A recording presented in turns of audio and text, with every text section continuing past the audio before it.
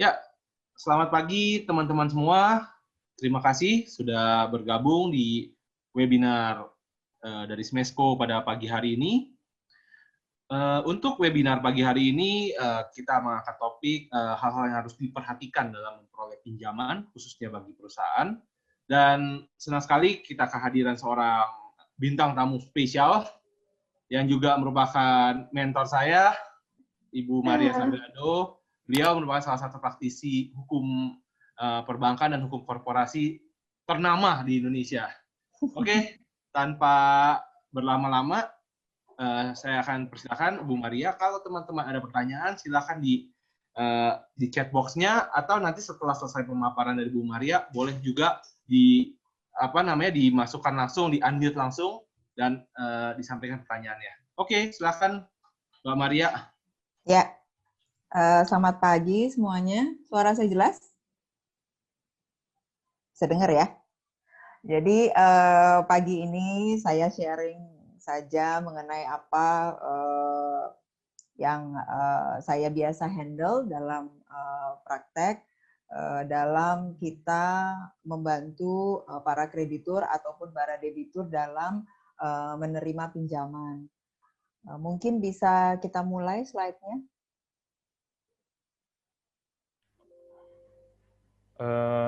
Untuk Mas Aditnya lagi reconnect ya. Oke.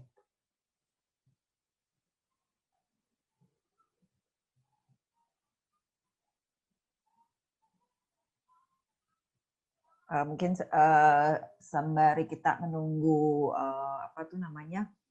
slide-nya. Jadi mungkin saya cerita sedikit. Jadi mengenai hal-hal yang diperlukan dalam mendapatkan pinjaman ini, kalau menurut saya cukup menarik, terutama untuk perusahaan-perusahaan yang berencana untuk mendapatkan pinjaman. Pinjaman itu kan bisa dari berbagai macam ya. Jadi untuk kreditur sendiri atau pemberi pinjaman bisa yang asing. Nanti saya juga akan menyinggung sedikit mengenai hal tersebut. Juga ada yang dari Indonesia. Kalau dari lokal sendiri biasanya kita dapat dari bank ya, atau perusahaan multifinance kalau itu terkait dengan beberapa pembiayaan barang. Dan juga sekarang yang lagi ngetren juga bisa beberapa perusahaan untuk meminjam kepada perusahaan P2P atau kita biasa kenal dengan perusahaan pembiayaan fintech. Nah, walaupun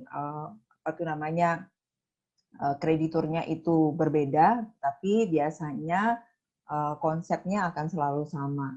Jadi apa yang dibutuhkan, terus juga perjanjiannya apa isinya, itu biasanya akan sama. Jadi mungkin ini sepertinya slide-nya sudah bisa ditampilkan? Ya, Mas Adit, minta tolong slide-nya, Mas. Ya, kita bisa mulai. Tadi udah. Tadi udah.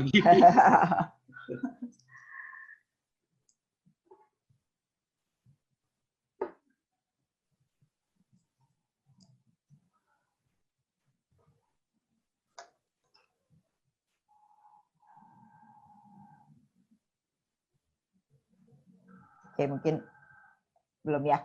Nggak apa-apa, nanti kita... Udah tuh. Oh, sudah. Oke, ya. Mungkin next slide-nya, Mas Adit.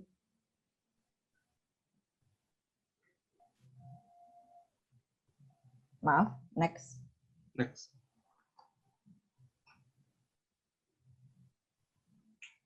Ya. Jadi dari segi debitur ada beberapa hal, terutama debitur itu bisa juga kan dari korporasi, bisa juga dari individual. Kalau dari korporasi, tentunya nanti kita ada yang namanya persetujuan korporasi. Lalu kalau dari individu, biasanya spousal consent ya, jadi persetujuan dari pasangan. Kita mulai saja dengan term sheet. Jadi term sheet itu apa? Di beberapa bank kita mengenalnya sebagai SPK, surat penawaran kredit. Jadi intinya adalah apa yang tercantum dalam term sheet ini adalah summary ya. Jadi poin-poin penting yang akan nanti diakomodir di perjanjian kredit. Jadi term sheet ini bukan perjanjian kreditnya, SPK itu bukan perjanjian kredit. Jadi SPK itu adalah awal sebelum nanti para pihak menandatangani lagi yang namanya perjanjian kredit. Nah, kenapa term sheet atau SPK ini penting? Karena apa yang dituangkan dalam SPK ini nanti akan dituangkan dalam perjanjian kredit. Jadi kita perhatikan poin-poin yang ada di dalam SPK. Jadi poin yang saya ingin highlight di sini seperti suku bunga misalnya. Suku bunga kita harus perhatikan apakah itu sesuai dengan apa yang sudah diperjanjikan sebelumnya. Mungkin kan sebelum SPK ada kayak surat promosi atau penawaran. Nah, itu kita pastikan itu sama. Dan satu tips juga supaya kita jangan terjebak. Kadang-kadang suku bunga kecil, tapi nanti ada yang istilahnya biaya-biaya. Sehingga kelihatannya suku bunganya kecil, tapi ternyata ada biaya-biaya yang cukup besar. Nah, terus terang ini biasanya kita agak terjebak karena ada tuh yang biasanya, oh ini bunganya 0%. Paling sering tuh begitu, bunganya 0%. Atau bunganya sangat-sangat kecil, cuma 0,09 gitu ya. Tetapi nanti dia bilang, oh tapi ada biaya yang harus dibayarkan. Nah, biayanya ini yang gila-gilaan. Jadi kalau dihitung antara bunga sama biaya, ya kadang-kadang ya hampir sama. Jadi kita jangan terjebak. Jadi tipsnya adalah ketika kita melihat bunga, jangan lupa kita melihat biayanya juga, gitu. Karena itu biasanya satu kesatuan. Nah, jangka waktu. Jangka waktunya ini adalah jangka waktu ada 2. Jangka waktu penarikan, jadi bisa hutangnya ditarik pada waktu misalnya 1 bulan, gitu ya. Ada yang sistemnya bisa ditarik beberapa kali, ada yang bisa ditarik hanya 1 kali, gitu ya. Kalau jumlahnya tidak terlalu signifikan, biasanya hanya di 1 kali. Tetapi untuk perusahaan-perusahaan besar yang jumlah utangnya itu banyak, biasanya diperkenankan untuk menarik dalam beberapa kali. Nah, itu namanya jangka waktu penarikan. Jadi selama jangka waktu itu, maka bisa kita beberapa kali melakukan penarikan. Lalu ada jangka waktu lagi yang penting adalah jangka waktu pembayaran. Jadi di situ kita melihat ada jangka waktu pembayaran bunga, dan juga ada jangka waktu pembayaran nanti biayanya juga, dan ada jangka waktu pembayaran pokoknya. Jadi biasanya ada yang gayanya adalah pokok, cicilan pokok dan cicilan dan bunga lah, bunga dibayarkan misalnya setiap bulan atau setiap per 3 bulan ya. Tapi ada juga yang bunganya dulu dibayarkan. Jadi tiap bulan bayar bunga dulu, baru nanti pokoknya, cicilan pokoknya dibayarkan beberapa lama kemudian. Kita biasanya mengenal istilah grace period tuh. Jadi dari beberapa saat itu kita boleh tidak mencicil ya. Karena ini masalahnya berkaitan dengan kondisi keuangan. Jadi kalau semakin kecil cicilan di muka untuk beberapa proyek terutama yang berharap mendapatkan imbalan di misalnya tahun kedua atau tahun ketiga, maka bentuk-bentuk cicilan seperti ini yang di depannya kecil itu sangat membantu. Nah, syarat lain juga kita perhatikan di paling akhir SPK itu kadang-kadang suka ada syarat lain. Syarat lainnya apa? Kadang kalau bank itu suka dia bilang harus membuka rekening di bank tersebut gitu ya. Lalu juga harus mempertahankan minimum saldo misalnya. Kenapa kok harus memaksa saya untuk membuka rekening? Itu sebenarnya adalah buka rekening itu nanti uang kita yang dipakai untuk melakukan pembayaran bunga atau pembayaran cicilan pokok itu disimpan di rekening itu. Sehingga bank nanti setiap bulannya atau sesuai dengan jangka waktu yang diperjanjikan melakukan pendebetan. Kalau enggak, susah juga bagi mereka untuk misalnya meminta kita untuk melakukan pembayaran. Bisa sih melakukan pembayaran ke rekening X gitu. Nah itu tapi mungkin agak susah kan ya, dan juga tergantung dari debiturnya apakah ingat dalam itu. Kalau ini dia minta untuk disediakan dananya di rekening yang bersangkutan, bank dan krediturnya, Sehingga pada saat jatuh tempo itu debitur memberikan kuasa kepada bank untuk melakukan pendebitan secara otomatis. Jadi ada surat kuasanya itu. Nah, tadi untuk poin yang kedua saya sebutkan mengenai persetujuan korporasi. Jadi kalau misalnya peminjam di sini atau debitur adalah sebuah PT misalnya, harus diperhatikan paling utama dokumen dari PT adalah anggaran dasar. Jadi dilihat di anggaran dasar terutama mengenai kewenangan direksi. Jadi ada beberapa anggaran dasar yang mensyaratkan untuk meminjam misalnya membutuhkan persetujuan dari seluruh anggota direktur, gitu ya, seluruh anggota direksi. Jadi ada juga yang mensyaratkan persetujuan dari dewan komisaris. Lalu ada yang juga mensyaratkan dewan komisaris dan rapat umum pemegang saham. Jadi itu harus diperhatikan karena memang itu syarat-syarat untuk mendapatkan pinjaman. Itu di bagian kewenangan direksi, satu pasal ya bersama dengan siapa yang berhak mewakili perseroan. Misalnya apakah direktur utama ataukah salah satu direktur atau 2 orang direktur gitu ya. Itu semua ada di anggaran dasar. Selain anggaran dasar, utama kita harus juga melihat undang-undang PT sebenarnya, undang-undang perseroan terbatas. Karena sebagai contoh, di anggaran dasar misalnya tidak tercantum, tetapi di undang-undang PT ada jelas menyebutkan bahwa apabila kita menjaminkan atau mengalihkan aset di atas 50%, maka harus persetujuan rapat umum pemegang saham. Jadi walaupun di anggaran dasar tidak ada, tapi di undang-undang perseroan terbatas itu ada diatur. Wah repot dong Mbak kalau saya harus baca undang-undang PT. Sebenarnya yang berkaitan dengan pinjaman saya bisa bilang sih hanya pasal itu yang terkait ya. Yang lainnya dilihatnya cukup dari anggaran dasar. Itu. Lalu kondisi prasyarat. Kondisi prasyarat atau kalau kita biasanya mendapatkan pinjaman dari bank luar negeri itu kita biasa mengenal dengan istilah CP, condition precedent. Nah, CP biasanya apa? CP ini adalah kondisi prasyarat sebelum melakukan penarikan, ya, either penarikan pertama atau penarikan yang langsung. Jadi ketika ditandatangani, ada beberapa bank juga mereka ada misalnya kondisi penandatanganan dokumen, kondisi prasyarat, ini prasyarat penarikan. Nah, jadi kalau dokumen kondisi prasyarat penandatanganan maka sebelum perjanjian kredit ditandatangani maka harus didapat. Sedangkan kalau kondisi prasyarat penarikan ini lebih perjanjian kredit sudah ditandatangani, tetapi kalau tidak dipenuhi maka tidak bisa ditarik hutangnya. Jadi tidak bisa melakukan permintaan penarikan, ya drawdown ya kita istilahnya drawdown notice. Nah, apa biasanya isi dari kondisi prasyarat? Paling pasti lah itu adalah persetujuan korporasi ya tadi karena itu berpengaruh kepada mengenai hutangnya sendiri. Lalu di dalam kondisi prasyarat ada juga mengenai tanda tangan dokumen jaminan. Nah, nanti kita akan bahas lebih lanjut di bagian dokumen jaminan.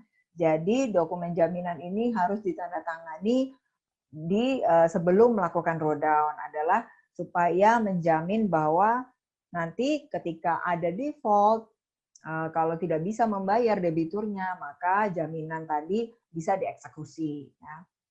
Nah, kondisi prasyarat lainnya itu bisa juga kalau misalnya untuk beberapa fasilitas yang diberikan terkait dengan proyek, misalnya dia minta izin-izin awal yang terkait dengan proyek tersebut. Ya.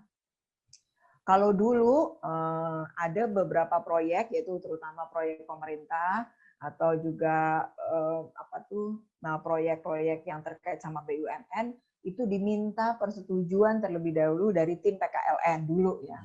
Tapi barusan ini tim PKLN sudah dibubarkan dan juga peraturannya sudah dicabut sehingga tidak ada lagi persetujuan dari tim PKLN.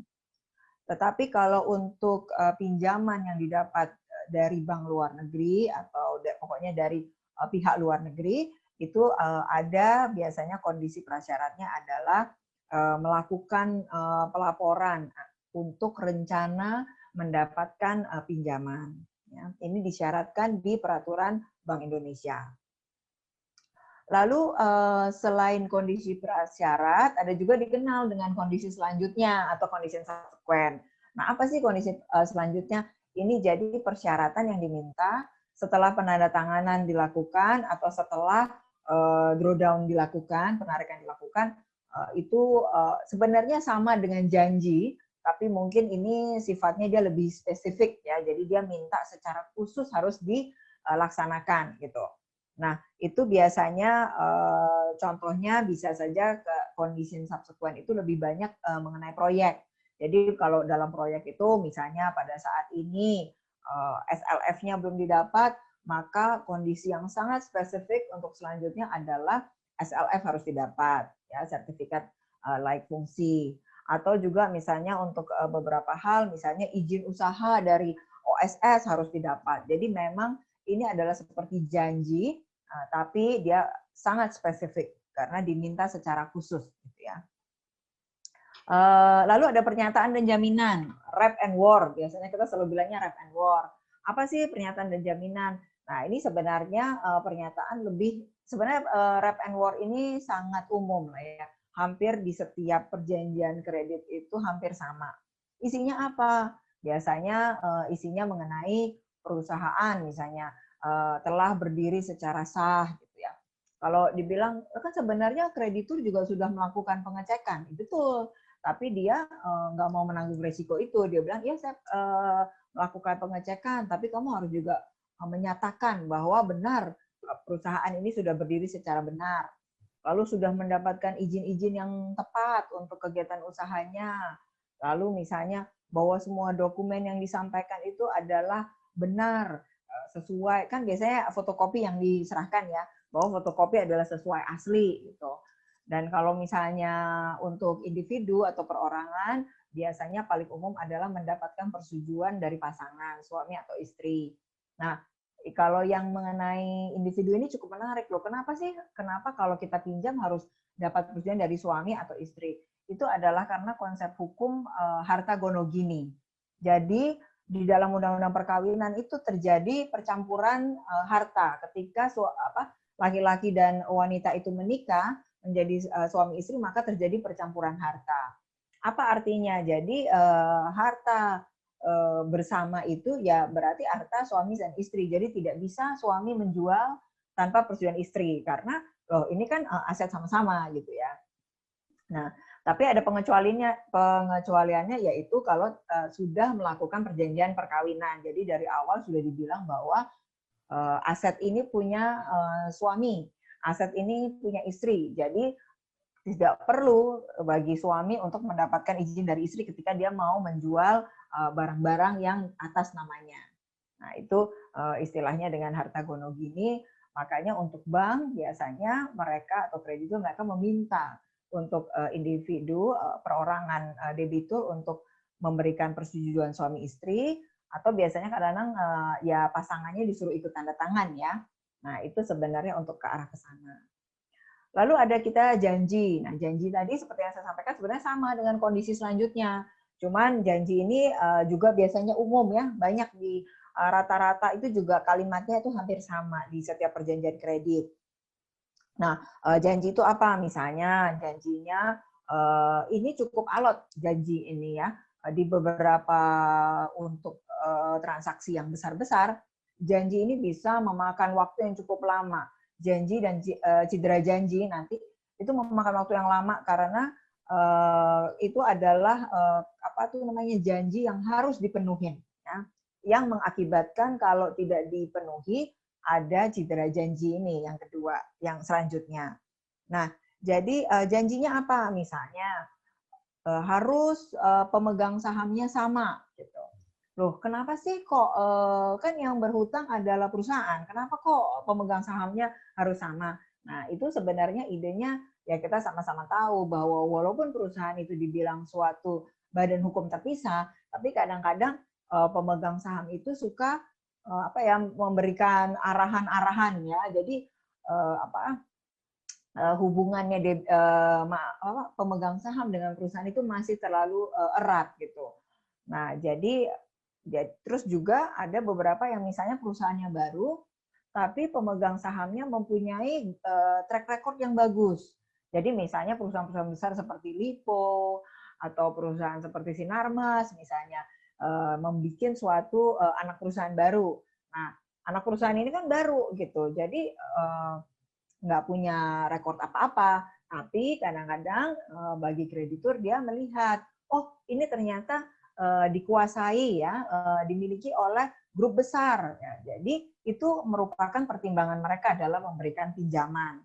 Jadi ketika misalnya dia memberikan pinjaman berdasarkan reputasi, contohnya Lipo, nah ketika Lipo itu keluar dari perusahaan, misalnya dia menjual kepada Maria gitu ya, nah, itu kreditur mulai mempertanyakan, loh siapa Maria gitu. Kalau Lipo jelas semua orang tahu, tapi siapa itu Maria? Maka bank atau kreditur harus memperhatikan lagi, harus melakukan pengecekan lagi, background check terhadap Maria.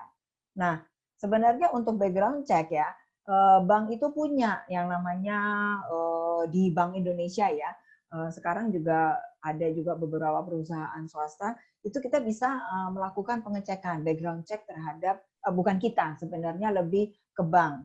Kita umum bisa, tapi harus melakukan kayak surat permohonan ya kita mengajukan. Nah, tapi kalau bank dia bisa punya sistem untuk dia bisa melihat OJK lah ya, di OJK sekarang Indonesia, di OJK untuk dia melihat sebenarnya terutama kayak Maria nih misalnya, Maria punya kartu kredit. Jangan salah ya, kartu kredit itu juga merupakan pinjaman.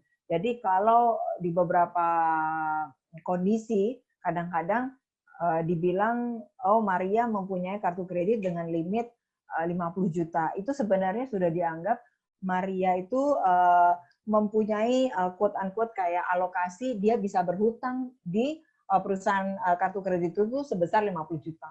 Jadi itu mereka suka menghitung.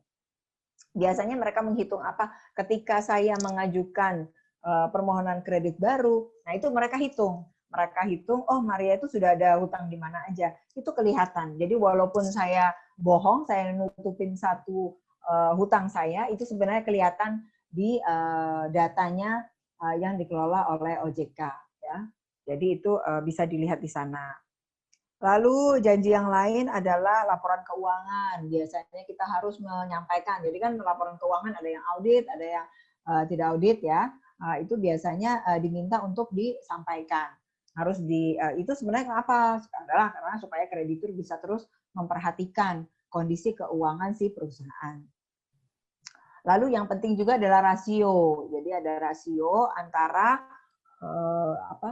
rasio kecukupan antara modal dengan hutangnya. Jadi ada perhitungan di mana bank itu sudah bisa memperkirakan perusahaan yang sehat, maka harus berapa rasio antara modal dan hutangnya, debt to equity ratio-nya gitu ya. Nah, lalu cedera janji, event of default. Cedera janji itu bukan hanya sekedar one prestasi terhadap janji yang tadi saya jelaskan, tetapi banyak. Yang pasti adalah tidak melakukan pembayaran. Itu sudah dianggap pasti cedera janji, ya, melakukan pembayaran baik bunga ataupun biaya. Jadi untuk hutang besar atau hutang kecil, hutang besar terutama ada yang namanya biaya yang harus dibayarkan kepada pihak-pihak lain. Jadi ada yang namanya facility agent fee, ada yang namanya security agent fee. Nah, itu fee yang harus dibayarkan. Kalau tidak bayar, dianggap juga sebagai kelalaian dalam melakukan pembayaran. Jadi melakukan pembayaran di sini tidak hanya sekedar pembayaran terhadap pokoknya, tapi juga bunga dan biaya-biaya lainnya. Lalu cedera janji yang lain itu termasuk ini tadi pernyataan dan jaminan. Jadi kalau ternyata kita menyatakan bahwa perusahaan kita itu perusahaan yang telah berdiri secara sah, ternyata di akhir diketahui bahwa oh ini ternyata belum berdiri, dia bisa menyatakan sebagai kondisi cedera janji. Ada juga yang menarik itu adalah cross default. Jadi cedera janji yang berhubungan dengan perjanjian lain.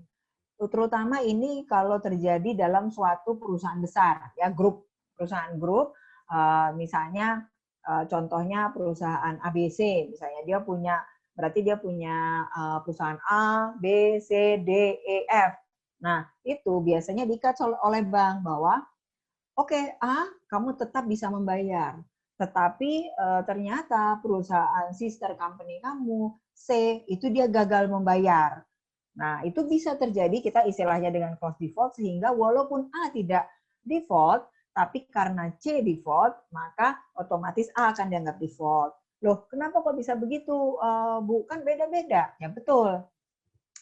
Cross default ini adalah sebenarnya satu hal ya, cedera janji atau event of default. Ini sebenarnya peristiwa cedera janji atau event of default itu adalah peristiwa di mana kreditur mempunyai hak untuk menyatakan bahwa telah terjadi cedera janji. Jadi bukan pasti ketika kondisi itu muncul atau peristiwa itu muncul, maka pasti ada one prestasi. Belum tentu. Jadi itu adalah hak bagi kreditur untuk apakah dia mau menyatakan sebagai cedera janji atau dia bilang, oh tidak apa-apa. Misalnya kadang dilihat nih, utang kan dia bilang tadi cross default, yang satu gagal bayar. Nah, ditanya, oh gagal bayarnya ternyata gagal bayar 100.000, misalnya 100.000 perak ya. Itu menurut bank, oh ternyata nggak material. Nah, itu bank atau kreditur mempunyai hak apakah dia mau menganggap hutang A akan menjadi default atau dia bilang, oh tidak apa-apa gitu. Itu ada yang namanya juga istilahnya waive, di-waive. Jadi bisa kita meminta waiver kepada kreditur. Tolong dong Pak, kan Bang ini kan kecil, cuma 100.000, toh saya rajin, saya mampu. Nah, itu bisa. Jadi bank bisa mereconsider itu. Lalu dokumen jaminan. Dokumen jaminan ini adalah intinya adalah penjaminan aset-aset dari debitur. Jadi asetnya apa?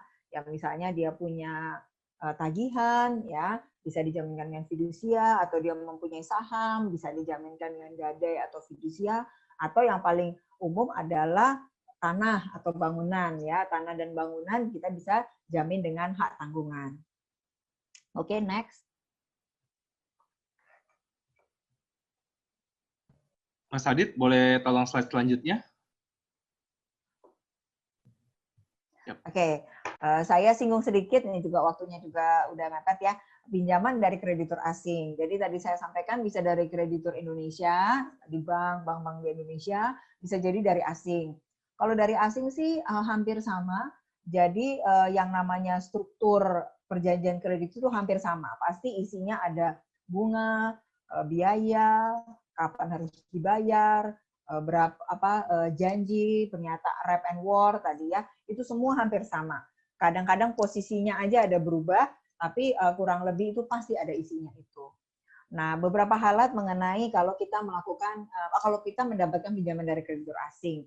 Nah, kalau untuk kreditur asing boleh dalam USD atau mata uang asing.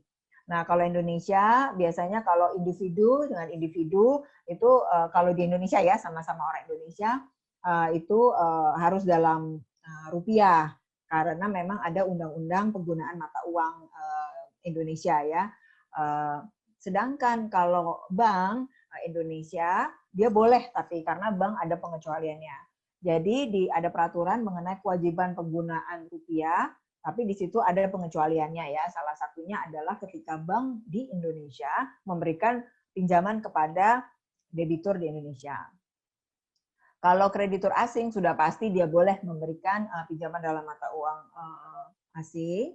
Lalu ada pelaporan ke Bank Indonesia, jadi sebelum mendapatkan pinjaman dia harus lapor. Lalu setelah dia tanda tangan perjanjian kredit harus juga melakukan pelaporan ke Bank Indonesia dan juga ke Menteri Keuangan. Yang pelaporan ke Menteri Keuangan ini peraturan zaman jebot banget ya, mungkin tahun 70-an ya kalau nggak salah. Itu bersama dengan tim PKLN, tapi tim PKLN ini sudah nggak ada sekarang. Lalu ada juga kewajiban untuk mendapatkan rating, jadi harus BB- paling minimum ya untuk perusahaannya.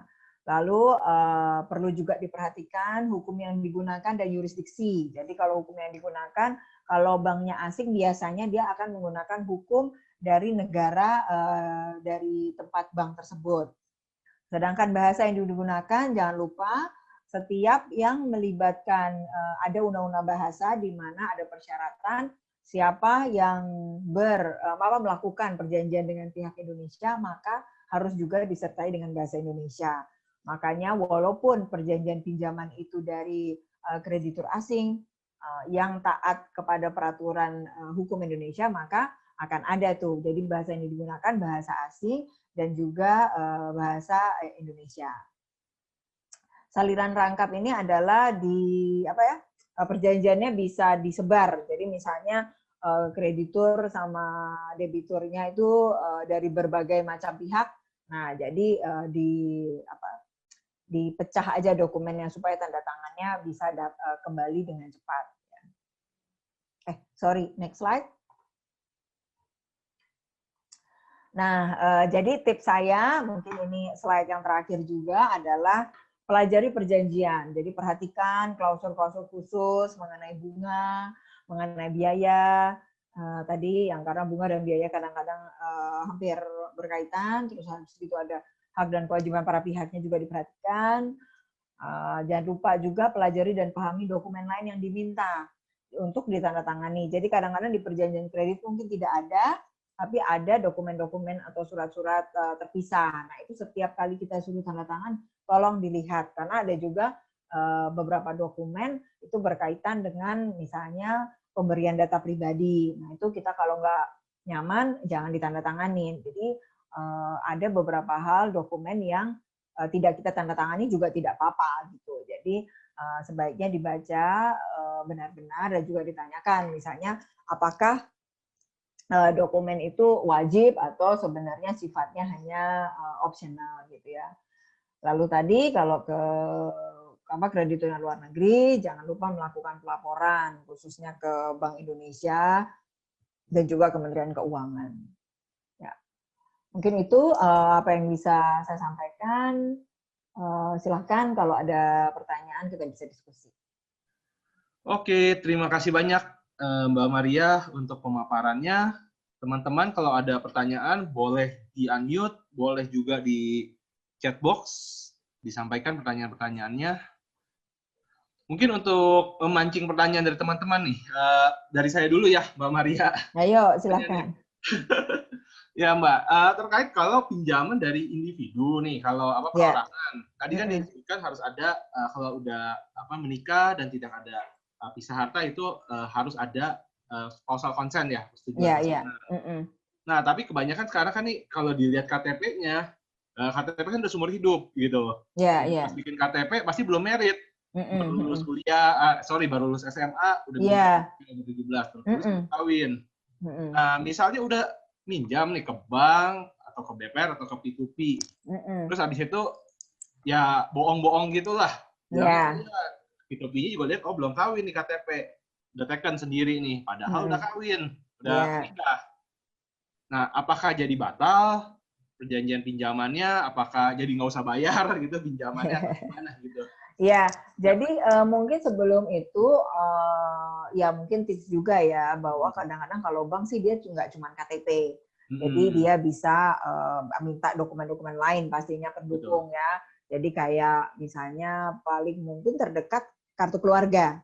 Ya. Nah, palingan kan kalau kartu keluarga di situ ada ya mengenai statusnya, terus juga kalau sudah punya keluarga terpisah, dia kan pasti dikeluarkan dari kartu keluarga itu ya. Atau dia kalau satu rumah harus juga adalah tercantum di situ statusnya.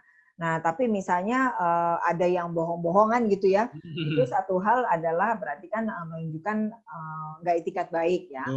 Tapi sebenarnya kalau berarti satu sudah nggak itikat baik, maka kita bisa nanti kalau misalnya dia default terus dia beralasan, oh ya ternyata ini, nah ternyata dulu saya ini loh, berarti kan kamu yang nggak beritikat baik, berarti kamu yang berbohong, malah dia yang sebenarnya kita bilang, oh ya udah kalau gitu kita berhasil sebenarnya memberikan ada bukti bahwa kamu telah melakukan penipuan, misalnya gitu ya. Oke.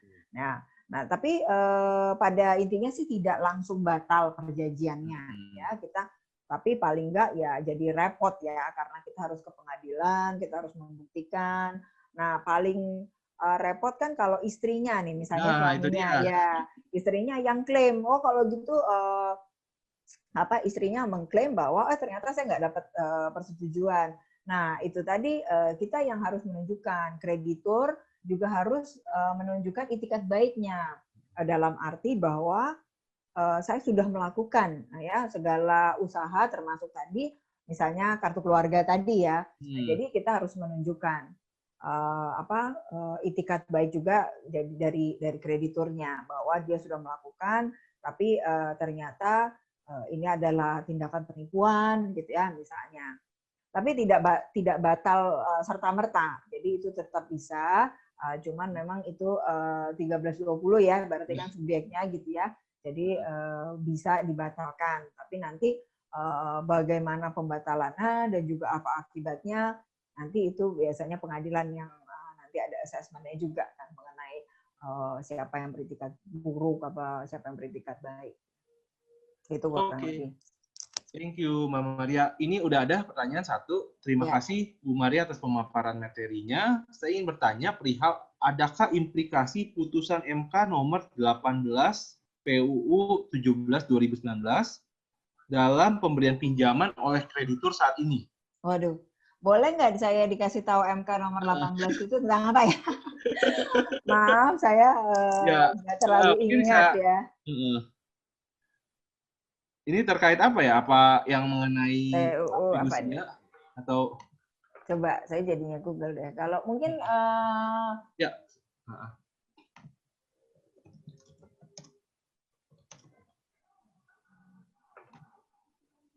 Mungkin dari penanya bisa menjelaskan sedikit MK nomor 18 itu tentang apa ya? Fidusia ya, Mbak ya.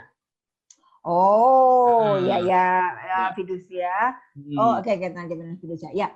Jadi cukup menarik sih sebenarnya yang masalah fidusia ini. Jadi kan kalau nggak salah sebentar ya saya ingat-ingat. Jadi di fidusia itu dibilang bahwa sekarang kan, jadi di undang-undang kan ada irah-irah ya bahwa sebenarnya bisa dilakukan eksekusi tanpa adanya proses pengadilan gitu ya. Nah, sedangkan di MK dinyatakan bahwa ternyata harus ada suatu proses ke pengadilan, gitu ya kalau nggak salah ya. Nah, itu memang ini masih menjadi perdebatan sih sampai sekarang nih. Jadi ada diskusi dari beberapa lawyer ya, apakah sebenarnya maksud dari keputusan MK tersebut. Apakah itu berarti maka harus jadi gini, kalau si debitur keberatan maka harus diproses dulu ke pengadilan, ataukah sebenarnya jadi melalui gugatan perdata biasa ya, ataukah sebenarnya menggunakan proses yang seperti sekarang di praktek. Di praktek itu bagaimana sih? Jadi walaupun kita itu di fidusia itu ada mengenai irah-irah boleh dieksekusi langsung, tapi kan sebenarnya dalam kenyataan hampir nggak ada ya bisa dilakukan eksekusi langsung. Ya mungkin yang kita ketahui ada ya, tapi kalau debiturnya keberatan biasanya timbul masalah. Maka di praktek itu terjadi untuk fidusia tetap dimintakan putusan dari pengadilan, tetapi bukan melalui gugatan perdata biasa, tetapi hanya diminta kayak court order gitu ya, untuk dilakukan eksekusi. Maka harus diberikan seperti penetapan. Jadi itu masih menjadi, saya terakhir sih masih argumen ya, apakah itu apa maksudnya MK ini? Apakah yang tadi harus melalui pengadilan, melalui sidang perdata biasa, ataukah cukup dengan penetapan seperti yang sekarang ini sudah terjadi ya. Jadi walaupun di undang-undang nggak ada, tapi sebenarnya dalam praktek kan untuk eksekusi fidusia juga tetap harus pakai penetapan gitu, lebih aman lah ya. Nah, jadi mungkin begitu kurang lebih. Oke. Ya. clear jawabannya. Ini ada satu lagi pertanyaan. Perjanjian di atas materai atau tidak, itu apa ada pengaruhnya? Nah, menarik nih. Ini banyak sekali pertanyaan. Jadi Karena biaya sebenarnya materai mau naik juga nih, iya, Mbak. 10.000 ya, 10.000 ya. Jadi gini, bea materai itu adalah sebenarnya pajak ya. Itu adalah pajak yang kita harus bayarkan kepada pemerintah. Jadi kalau kita melihat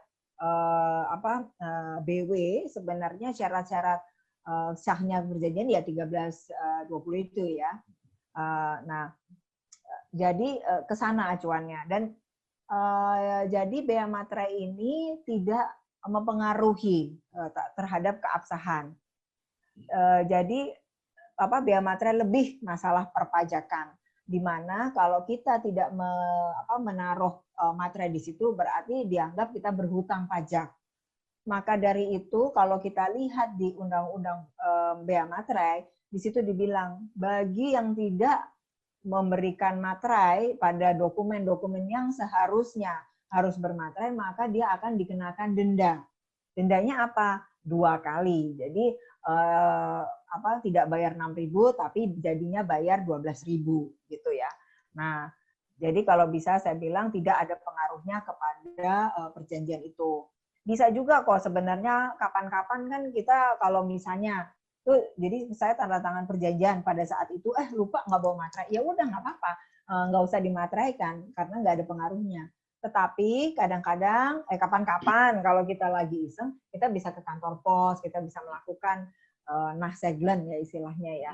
Jadi kita materaikan di kemudian hari. Nah itu biasanya kita dikenain charge 200%. Berarti daripada nggak bayar 6.000 kita bayarnya jadinya 12.000. Begitu kira-kira. Oke, thank you Mbak Maria. Mungkin menarik juga masalah materai ini. Mungkin menambahkan sedikit dari pertanyaan yang ini, karena kan saat ini kan mostly kayak perjanjian peer-to-peer lending itu malah diwajibkan harus tanda tangan digital. Nah itu gimana nempel materainya? Ya. Apakah ada materai digital gitu? Ya. Sebenarnya ada materai giling ya. Kalau notaris itu ada beberapa dia itu istilahnya materai giling gitu.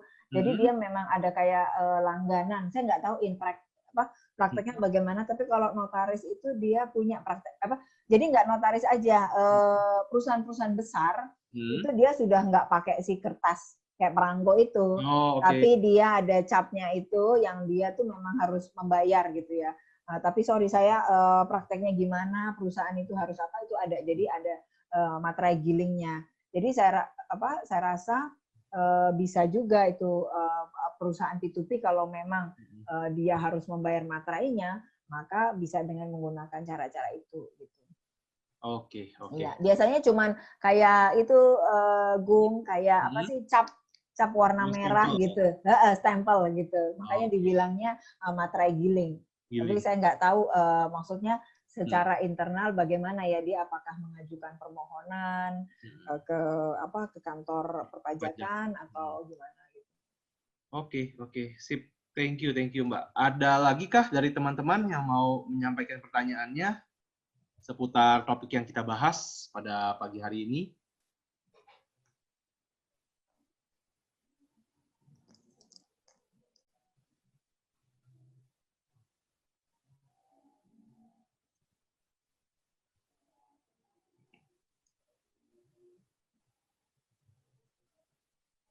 Belum ada ya. Mungkin untuk memancing pertanyaan lagi dari teman-teman, mungkin gini Mbak Maria, yang jadi concern untuk terutama perusahaan-perusahaan kecil nih, ketika mengajukan pinjaman ke bank, nah mereka kan takut nih harus berhadapan dengan banker-banker yang sudah profesional gitu.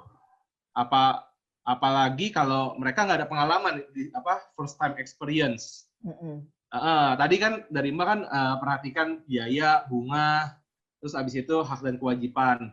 Nah mungkin ada klausul apa nggak gitu yang secara khusus gitu yang biasanya bisa memberatkan si debiturnya gitu, yang si debiturnya perlu consider gitu Mbak. Iya, makanya tadi kalau yang saya bilang selain masalah ekonomis ya, jadi misalnya kayak tadi bunga, biaya ya, jangka waktu dan segala macamnya, kita juga perhatikan yang tadi kayak rep and war tadi ya, pernyataan dan jaminan, terus juga mengenai janji, cedera janji, itu hal-hal yang paling enggak 3 poin yang kita harus perhatikan. Jadi dibaca, lalu paling gampang ya kalau sekarang kan informasi sudah banyak terbuka, kita bisa Google. Jadi kita lakukan, jadi Google aja, lihat nih perjanjian kredit. Nah kita lihat, kita bandingkan loh. Oh perusahaan lain ini nggak minta, kok yang ini minta gitu. Jadi kadang-kadang kita lakukan itu, nggak usah apa untuk yang debitur kelas apa tuh namanya biasa gitu ya. Tapi kelas besar pun masih kita lakukan pengecekan. Oh ini apakah syarat dan ketentuannya umum gitu. Kalau kadang-kadang bank kan nggak mau repot ya, terus dia bilang aja, oh ini umum kok semuanya ada. Ya udah coba aja Google gitu. Kalau kita Google aja nih tadi saya bisa lihat SPK dari BRI Syariah aja ada, jadi kita bisa compare di situ. Jadi tipsnya ke sana, terutama yang itu tadi sih bunga sama biaya itu yang kita kadang-kadang suka terjebak ya. Terus juga kadang-kadang bunganya adalah 1% tapi per bulan dengan 1% misalnya 1 tahun. Nah itu kan perhitungannya jadinya agak beda. Jadi hal-hal yang begitulah yang kita harus perhatikan. Terus juga janji tadi ya, janji kadang-kadang kalau direkturnya berubah maka harus lapor gitu, atau kadang-kadang bahkan bukan harus lapor tapi harus minta izin kepada banknya. Nah hal-hal yang seperti itu kita juga harus lihat, dan kalau kita bisa ya kita nego ke bank, walaupun kadang-kadang kalau ada beberapa jumlah tertentu gitu ya banknya kadang-kadang nggak mau nego gitu, tapi ya namanya juga kita usaha ya. Oke. Ya. Ada lagi kah? Belum ada. Mungkin kita tunggu, kita sampai jam 11 ya waktunya. Kita tunggu lagi sekitar 5 menit lagi. Nah, mungkin ini lagi Mbak, mungkin buat sharing juga ke teman-teman semua.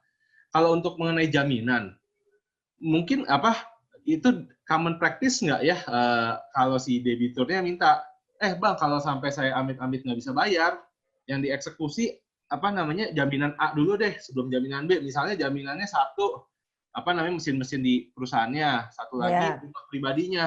Nah, bang, yang mesin perusahaan deh, jangan rumah pribadi, bisa diomelin istri gue gitu. Kalau rumah pribadi suka gitu. It possible nggak gitu, Mbak? Sebenarnya kalau pada intinya yang namanya perjanjian ya bisa diperjanjikan seperti itu. Jadi misalnya ada 4 jaminan ya, yang satunya misalnya rumahnya, yang satunya misalnya tokonya, yang satunya pabriknya gitu ya, bisa diperjanjikan mana yang dijamin yang dieksekusi terlebih dahulu. Walaupun dalam praktek sih kalau kreditur biasanya dia nggak mau ya, dia nggak mau dibatasin seperti itu. Karena apa? Karena kondisi hari ini dengan kondisi nanti ketika ada eksekusi kan bisa saja berbeda. Maksudnya begini, hari ini mungkin harga rumah adalah harga tertinggi. Misalnya rumah ini 2M, wah yang lainnya cuma harga 1M. Tetapi ketika 5 tahun kemudian bisa saja bahwa pabrik ini menjadi angkanya berlipat menjadi 10M. Maka kreditur akan mengharapkan ya udah yang 10M duluan gitu yang dieksekusi gitu. Jadi biasanya hal-hal seperti itu kreditur nggak mau, walaupun kalau mau diperjanjikan ya kalau kita posisinya kuat ya bisa gitu ya. Begitulah kurang lebih ya. Oke. Jadi ya in fact pas eksekusi ya si krediturnya pasti ngelihat yang lebih valuable yang mana gitu ya. Betul. Nah, jadi lebih valuable dan lebih gampang dijual ya. Jadi walaupun misalnya harganya 10M tapi misalnya zaman sekarang rumah misalnya apartemen gitu ya, di apartemen sama rumah yang ada di mana, di ujung dunia mana, walaupun value-nya lebih besar, mungkin apartemen di Jakarta lebih liquid, lebih gampang dijual. Nah, itu kan pertimbangan-pertimbangan yang mereka hanya bisa melihat kondisi pada saat itu, gitu. Oke. Sip, thank you, Mbak. Mungkin kalau tidak ada lagi pertanyaan dari teman-teman, mungkin saya minta closing statement-nya nih dari Mbak Maria untuk teman-teman, terutama perusahaan-perusahaan yang ingin apply loan ke bank atau lembaga keuangan lainnya. Ya, Jadi sama ya, selalu kita mungkin ini adalah tips secara umum dari seorang konsultan hukum adalah tolong dibaca gitu ya, dibaca kembali dokumen-dokumen apa yang kita dapat, dan juga kita selalu punya kebiasaan untuk membaca sebelum kita menandatangani. Jadi kadang-kadang kita jangan percaya, bukan nggak percayaan ya, tapi kadang-kadang kita malas. Sebenarnya itu karena kadang-kadang adalah kemalasan kita sehingga kita tidak membacanya secara detail, maka berujung di kemudian hari nanti suatu penyesalan. Jadi mari kita luangkan waktu, bacalah, dan mengerti apa yang ada di sana. Jadi kalau nggak ngerti atau masih bingung, tanya apa kepada bank ya, itu apa ini maksudnya. Jadi jangan malu bahwa oh ini nanti saya dikira bego gitu ya. Biar aja gitu, karena ini adalah suatu perikatan yang cukup lama. Jadi apalagi kalau posisi kita lemah, dalam arti kita yang membutuhkan, nah itu adalah penting buat kita. Dan untuk terutama yang mendapatkan pinjaman secara individu atau perorangan, ingat itu nanti bisa keluarga kita juga diteror gara-gara utang itu kan. Jadi kita harus punya suatu kebiasaan untuk selalu membaca dan mengerti apa yang kita tanda tangani. Itu aja. Oke. Terima kasih banyak Mbak Maria untuk sharingnya pada pagi hari ini, sangat bermanfaat bagi kita semua. Dan juga terima kasih teman-teman yang sudah join di live webinar pada pagi hari ini. Minggu depan kita juga akan hadir dengan topik-topik hukum lainnya. Nanti juga di bulan September kita ada offline di kantor Smesco, ada Smesco Lab, bisa hadir di situ teman-teman kalau ingin join di seminar-seminar dari kami. Dan juga selain seminar hukum ada juga untuk sektor-sektor lainnya, finance, accounting, tax, pengembangan bisnis, Gria, food, fashion. Teman-teman bisa join, bisa lihat di IG-nya dari Smesco. Sekali lagi saya ucapkan terima kasih, dan teman-teman yang mau menjalankan ibadah sholat Jumat, selamat beribadah. Sampai jumpa di kesempatan yang lain. Terima kasih. Terima kasih, Mbak. Ya. Oke, kita brief ya.